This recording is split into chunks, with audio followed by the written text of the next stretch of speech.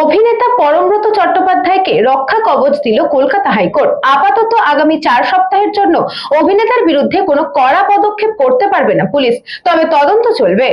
অভিনেতা পরমব্রত চট্টোপাধ্যায়কে রক্ষা কবচ দিল কলকাতা হাইকোর্ট। আপাতত আগামী 4 সপ্তাহের জন্য অভিনেতার বিরুদ্ধে কোনো কড়া পদক্ষেপ করবে না পুলিশ, তবে তদন্ত চলবে। অভিনেতাকেও সহযোগিতা করতে হবে সেই তদন্তে। শুক্রবার হাইকোর্টের বিচারপতি অজয় কুমার মুখোপাধ্যায় এই নির্দেশ দিয়েছেন। তিনি বলেছেন, পরবর্তী শুনানির দিন রাজ্যকে তদন্তের রিপোর্ট আদালতে পেশ করতে হবে।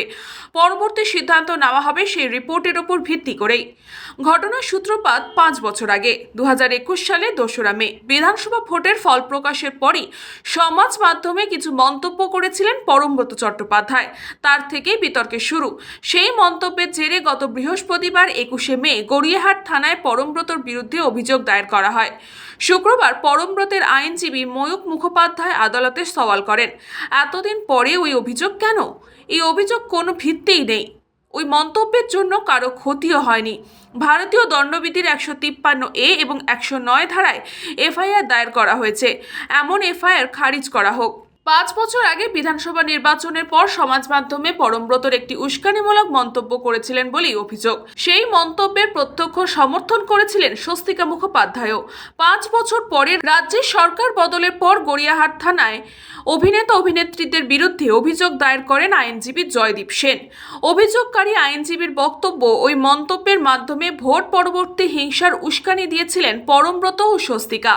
তার আরও অভিযোগ, এই মন্তব্যের জেরে তৎকালীন সময় রাজ্যের পরিবেশ উত্তপ্ত হয়েছিল।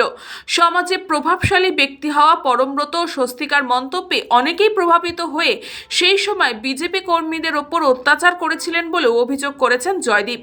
এই মামলার পরিপ্রেক্ষিতে পুলিশ 2 অভিনেতাকে নোটিশ পাঠিয়ে তলব করেছেন।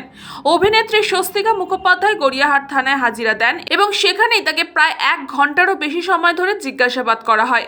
ওই মামলাতে এবার শর্ত সাপেক্ষ পরমব্রতকে রক্ষা কবচ দিল high court. Bureau report, news Banga time. St. Augustine's Day School, Barrackpur. Success for every child. Admission open session 2026 to 2027. Contact number 9007934555. AM Jewelers Ichapur Anandamath. আমাদের মেকিং চার্জ 3%।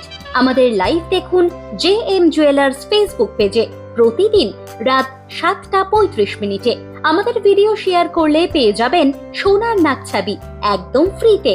ঠিকানা ইছাপুর আনন্দমঠ, উত্তর 24 পরগনা। যোগাযোগ 7439131404। আমাদের অনলাইন ডেলিভারির ব্যবস্থা আছে।